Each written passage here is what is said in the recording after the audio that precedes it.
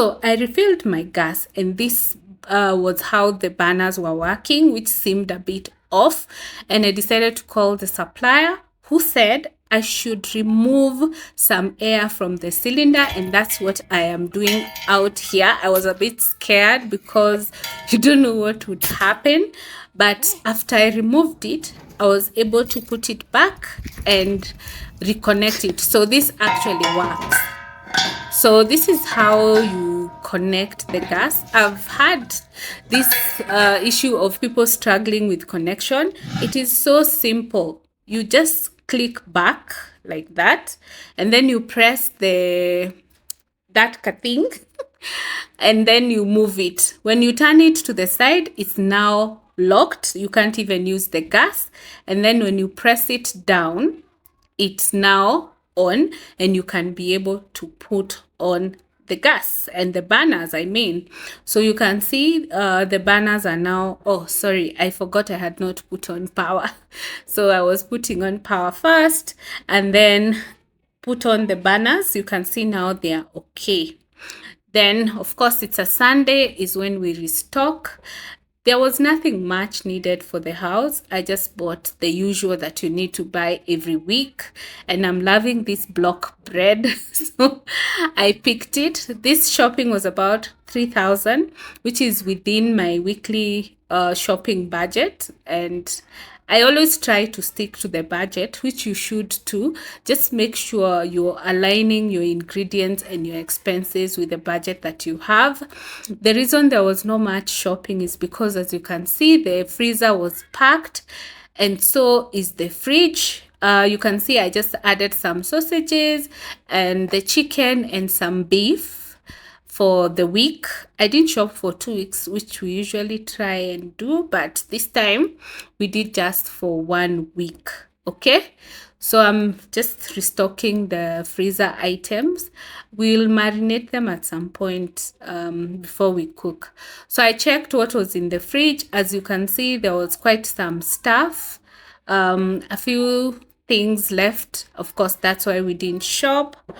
And I decided, because they have been in the fridge for the week, we can just give them a refresh. And before I did, I noticed we had put the vegetables at the top rack of the fridge, and I decided to switch places and put the food stuff on the second. Usually you're supposed to put the food stuff on the top tires of the freezer of the fridge, and then you put the other ones at the bottom for the greens and the fruits, the vegetables and the fruits. Okay, so I'm here just putting together whatever was in the fridge and whatever we have brought in before we store them. Of course, after shopping, you don't want your food to go bad, so you have to ensure you preserve it correctly. I tried to put in that container and it didn't work, so I decided to split into two. Sometimes when you squeeze them so much, they end up turning yellow. So just try and give them some breathing space. Yeah, so make sure you give them some breathing space. Don't just fill them because they are vegetables and they can be squeezed in one container. Of course, you know I love storing everything in containers if you've been here for a while. And it keeps the fridge clean, and it also leaves your food in a hygienic way. Let me know in the comment section how you store your food stuff and how convenient you feel it is. For me, the containers work magic for me.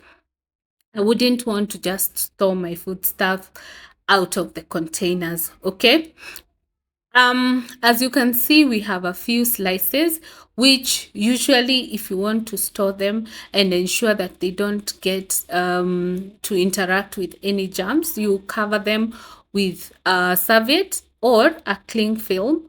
Of course, you may feel like serviette is too much for every time you slice, so a cling film works okay. So I cleaned up all the containers and reorganized my stuff. This way, when you put the serviettes, the goal is to absorb the water that gets into the foodstuffs That is why you put both at the bottom and at the top, and you should change it maybe once every week, or at least after every 2 weeks. That way it stops your foodstuffs from going bad from the sogginess of the water that it gets in.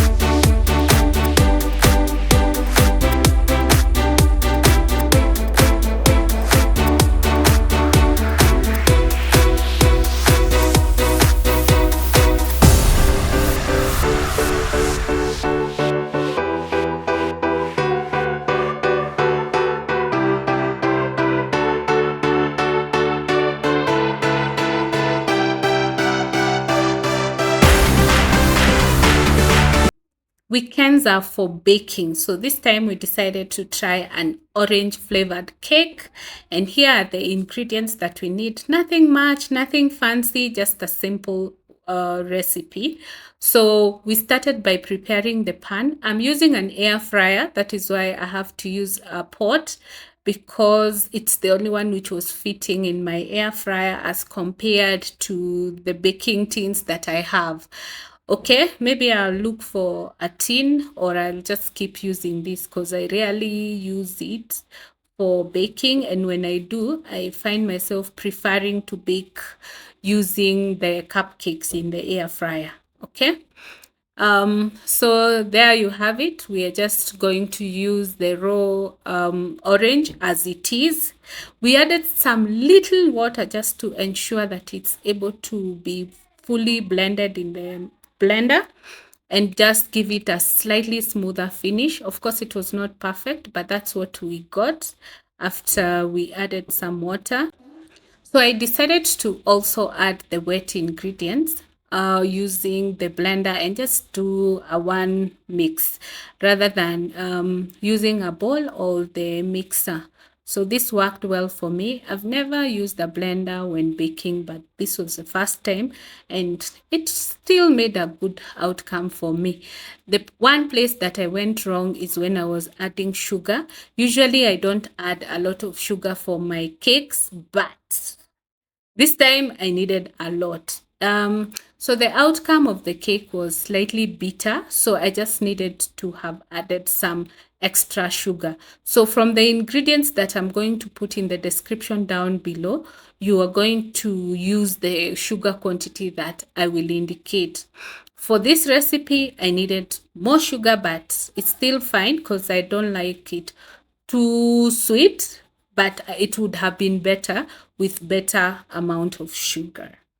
Okay, so here we mixed everything and it turned out perfect. Let me show you and my new gadgets. This flour sieve is everything for me. I have never fallen in love with a small gadget than I did with this one, because I always used to struggle with different strainers, but this one is the simplest to use and it's easy and it avoids mess. You can never mess when you're using this one. It's just amazing. Let me just say that.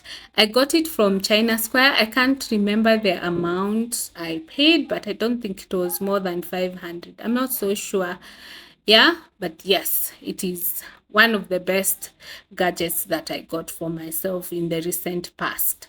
So I decided I'm going to mix in the bowl, no mixer, just the hand mixer. And I think that was a wise decision because I think the cake was a bit firm as compared to when I mix with the mixture. Remember, I'm not a professional baker. This is just a home baking experience. And I keep trying different things because I also love baking. Yeah.